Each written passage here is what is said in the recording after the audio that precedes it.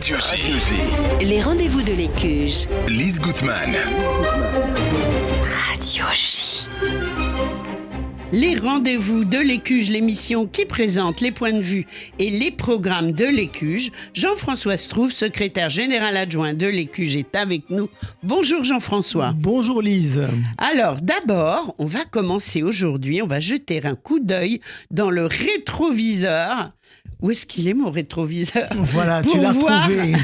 Pour voir ce qui vient de se passer à l'Écuge. Oui Lise, nous sommes à début novembre, à peine 2 mois après la rentrée, et malgré les nombreux jours consacrés aux fêtes juives qui ont pris beaucoup de temps, nous avons pratiquement reçu à l'Écuge la majeure partie des intervenants qui se sont donnés pour vocation de lutter contre la désinformation ou la propagande antisémite. Le dernier en date, c'était Raphaël Jérusalemi ce mardi soir, pour ses chroniques de guerre. Donc un livre à découvrir absolument. Absolument.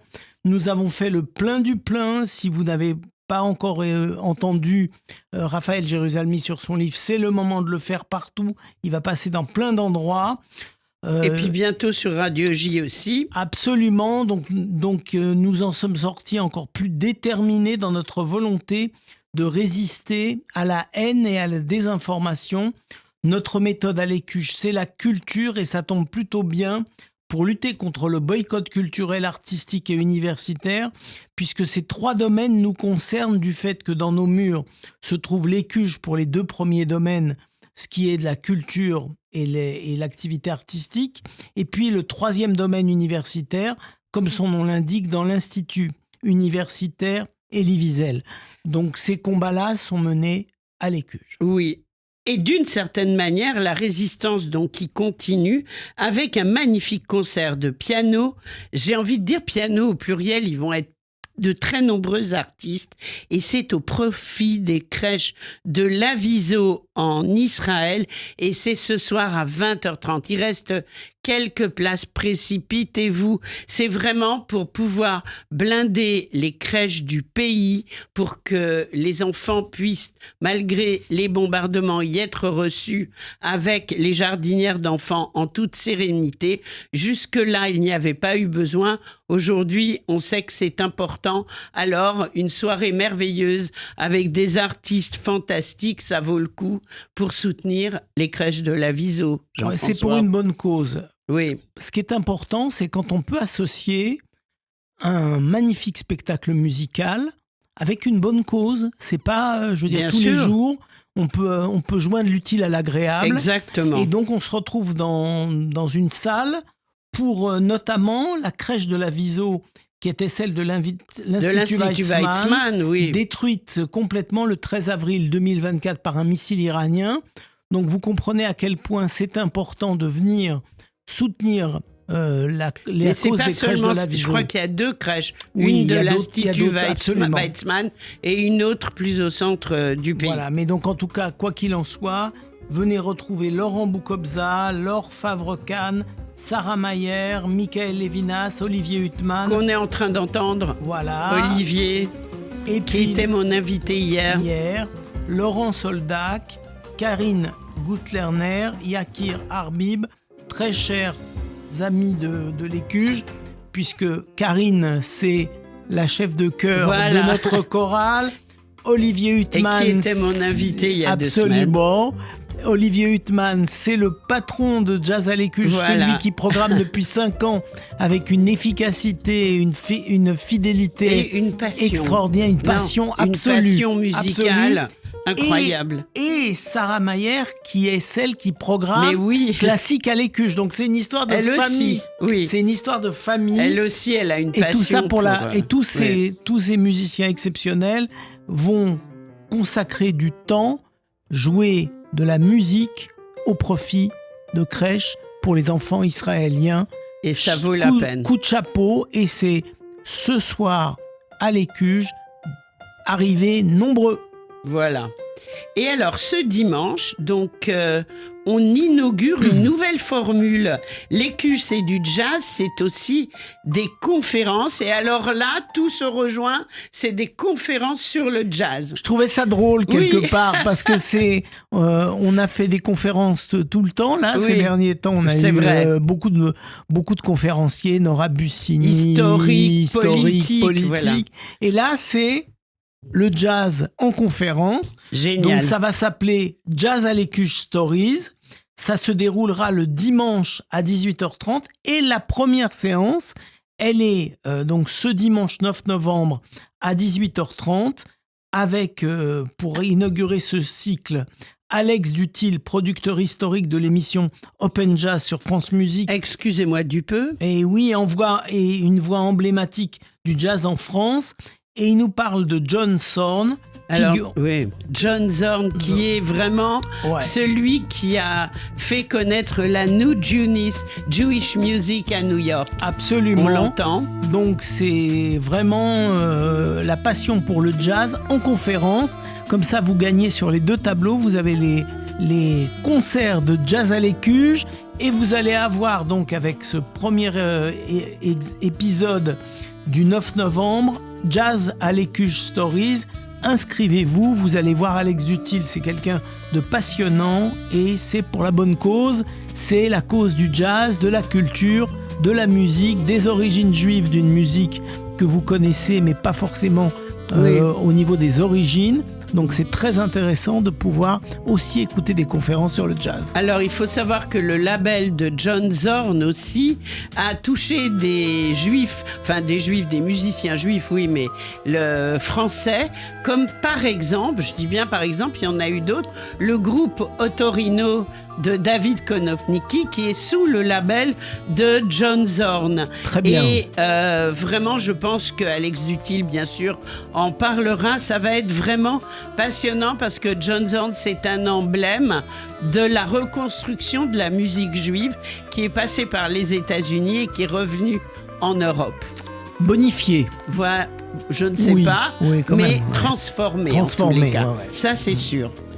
Alors, au rythme où vont les choses, on est de nouveau aussi dans un concert de jazz, ça n'arrête pas. Qu'est-ce qui se passe à l'Écuge dès jeudi prochain? On n'arrête pas, effectivement, puisque le 13 novembre à 20h30, comme d'habitude, c'est Jazz à l'Écuge et un groupe qu'on connaît bien et qu'on aime bien, c'est le trio Daniel Humer avec Hervé Célin au piano, Daniel Humer bien sûr à la batterie, Jean-Paul Céléa à la contrebasse.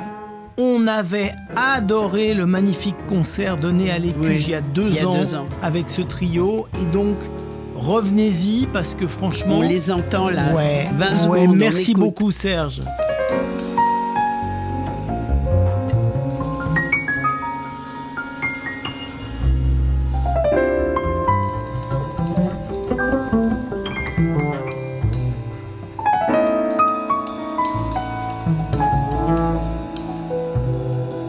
Voilà le trio, un extrait de Daniel Humer, Hervé Célin, Jean-Paul Céléa. Ils ont une musique, mais ça fait décoller, hein, Ah Jean-François. ouais, mais c'est formidable. Moi, Ouais. je me souviens du précédent concert.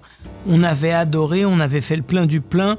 N'hésitez pas, inscrivez-vous vite parce qu'il n'y a pas beaucoup de place. C'est vrai. Et que quand vous avez un monument comme Daniel Humer qui vient jouer, Oui, il faut il y faut aller. se dépêcher de ne pas rater surtout ce magnifique concert. Une belle occasion d'entendre Voilà. de la bonne musique autour du jazz et autour de Daniel Humer.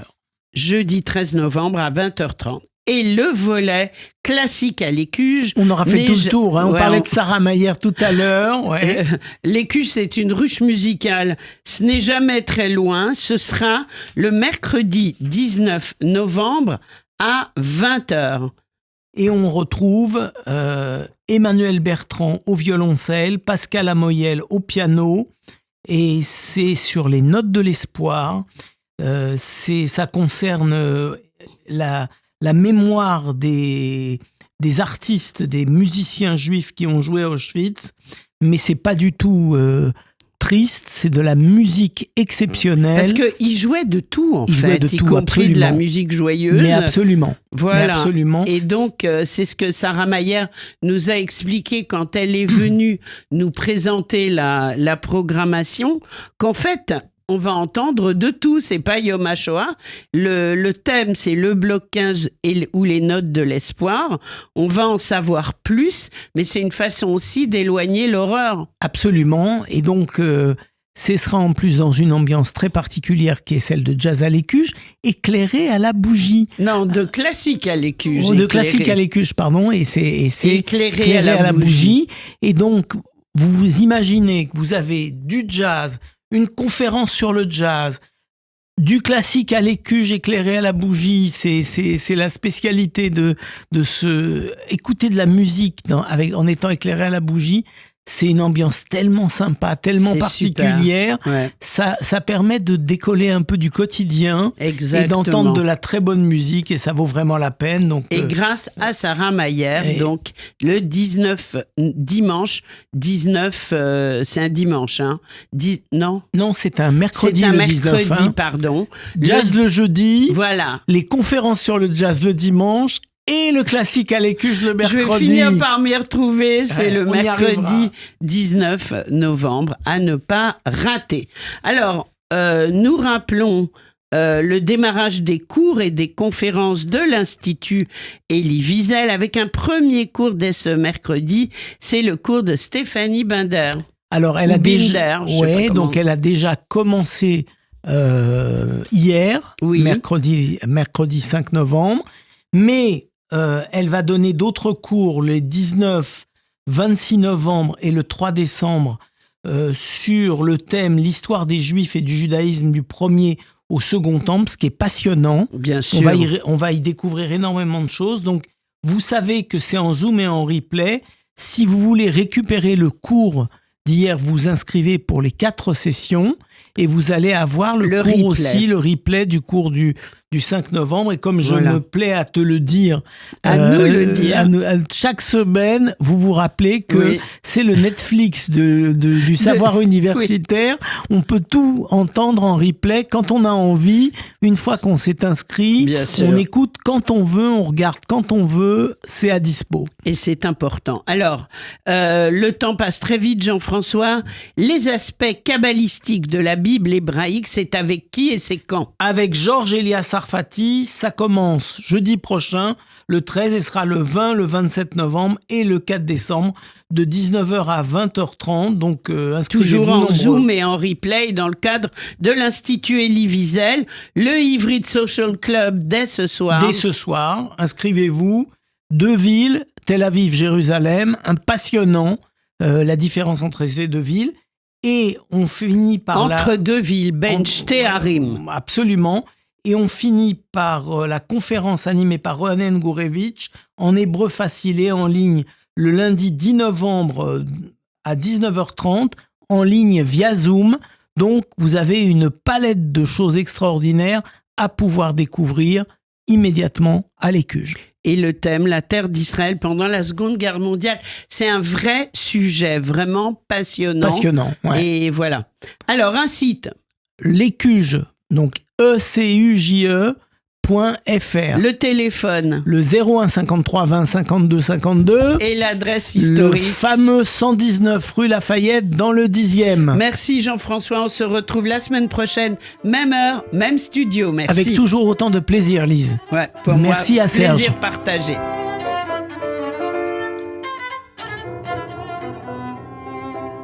Des violons, des hautbois, des clarinettes, des flûtes. Je n'ai pas vu de violoncelle depuis au moins 2 ans. Mais qui peut bien... De qui est cette... De qui est cette musique? Dietersdorf. Un extrait des Notes de l'espoir. Karl Dieters von Dietersdorf.